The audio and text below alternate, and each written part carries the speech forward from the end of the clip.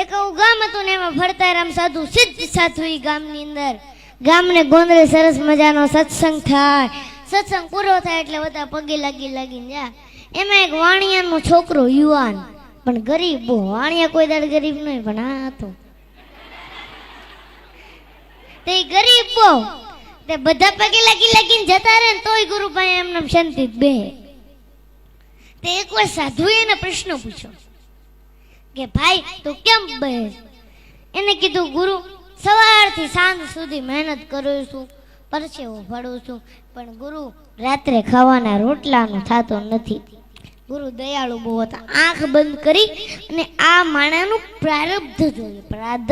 પ્રારબ્ધ મતલબ એનું ભાગ્ય જોયું. ભાગ્યમાં તો દેખાણું કે આની તો આખી જિંદગી દુઃખમય છે. આંખ ઉઘાડીને કીધું કે તારી તો આખી જિંદગી દુઃખમય છે, પણ જા 5 વર્ષ સુધી હું તને સુખી કરી શકું. 5 વર્ષ પછી આની આ પરિસ્થિતિ થઈ જાય. બોલ તારે મંજૂર છે? એને કીધું કઈ વાંધો નહીં ગુરુ, પણ આ સુખ મળ્યા પછી દુઃખ બહુ વહમું લાગશે, વિચાર કરી લે. એને કીધું કઈ વાંધો નહીં, 5 વર્ષ તો સુખ મળશે. એને કીધું કઈ વાંધો નહીં ગુરુ, 5 વર્ષ મને સુખી કરો. અને ગુરુએ 2 હાથ માથે મૂક્યા હો અને એટલું જ કીધું જા કાલથી તારા સુખના દિવસો ચાલુ, 5 વર્ષ સુધી તારે ત્યાં તન ખૂટશે નહીં, જા. અને જેવો જ ઘરે ગયો બીજે જ દાડે એને વિચાર આવ્યો કે ઘરની અંદર વાસણો જરા કેવા વધારે છે, લાઈન વેચી દઉં, વેપાર કરું. કોઈ સાધુના આશીર્વાદ ફળી જાય ને તો કઈ પૈસાનો ઢગલો નથી કરી જતા. એ બુદ્ધિમાં ક્લિક થાય અને બુદ્ધિમાં જે ક્લિક થાય ને એ સાચી પડે. ભગવાન બુદ્ધિ પ્રદાતા છે. અને ઓલાએ જે ધંધો ચાલુ કરો ઓબલ ને ત્રોબલ ને એવો ધંધો એવા નાણાં ને કે માણા આગળ પાછળ ફરવા મળ્યા. નાણાં આવે એટલે માણા આવે.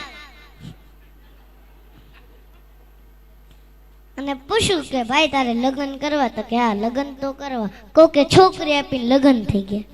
અને પછી હું એક વાત તમને કહું ને, આપણે બધાને મગજમાં ઉતારવા જેવી છે. ઈ બાએ વિચાર્યું કે ભેગું કરવું જ નથી. હા સમજવા જેવી વાત, ભેગું કરવું જ નથી. કાશ હું એફડી કરીશ, આમ કરીશ, તેમ કરીશ, ફલાણું કરીશ, ઢીકડું કરીશ, તો એ મારા ભાગ્યમાં 5 વર્ષ પછી નથી. લાય આ પૈસાના માધ્યમથી પુણ્ય ભેગું કરી લેવા દે. મોટા મોટા સત્કર્મ કરાવે, કુવાઓ ખોદાવે, વાવું ગળાવે, જનતા અનક્ષેત્રો ચાલુ કર્યા, સંતોને બોલાવી મોટા મોટા સત્સંગના પારાયણો કરાવ્યા. અને 5 વર્ષ પછી ઓલા સિદ્ધ સાધુ પાછા ફરતા ગામમાં આવ્યા અને આખું ગામ પાછું ભેગું થયું. અને ઓલા તો ભાઈ આ ગુરુ ફેલા હતા, દોડતો આવ્યો, ધૂળમાં દંડવટ કરવા માંડ્યો. એને કીધું કેમ છે ભાઈ? તો કે ગુરુ જ્યારથી તમારી દ્રષ્ટિ મારા ઉપર પડી છે ત્યારથી ઈશ્વરે મને 1000 હાથથી દેવાનું ચાલુ કર્યું છે, પાછું વળીને જોયું નથી. અને ગુરુ આ 5 વર્ષમાં દુઃખ શું કહેવાય એ મને આ 5 વર્ષમાં ખબર નથી પડી. અને 5 વર્ષ કેમ જતા રહ્યા એ હોતને ખબર નથી પડી ગુરુ. અને કીધું તૈયાર થઈ જાજે, 2 દિવસ પછી તારા 5 વર્ષ પૂરા થવાના છે અને જે પરિસ્થિતિ હતી એ જ ચાલુ થાય. એને કીધું કાંઈ વાંધો નહીં ગુરુ, આ 5 વર્ષમાં મારે જે કરવાનું હતું ને એ મેં કરી લીધું, પુણ્ય બહુ ભેગું કરવું છે. અને ગુરુએ ફરીને આંખ બંધ કરી હો અને સમાધિમાં જ્યાં જોયું તા તો ઈશ્વરના દરબારમાં ચોપડા પુણ્યના જમા. ભગવાન એનું જે ભાગ્ય લખ્યું હતું ને એની જગ્યાએ ફેરવી નાખ્યું કે આ જીવન સંપત્તિવાન રહેશે.